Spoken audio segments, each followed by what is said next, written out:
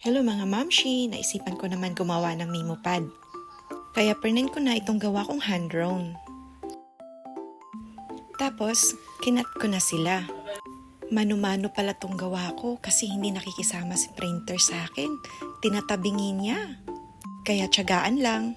Pang personal ko lang naman. Tapos ididikit ko na siya. Gagamitin ko na itong padding glue ko. Ayan, binubuksan ko na siya. Kulay pula po yung nabili ko. Okay, kunin yung brush, tapos pahid-pahid lang. Sa Shopee ko pala ito nabili.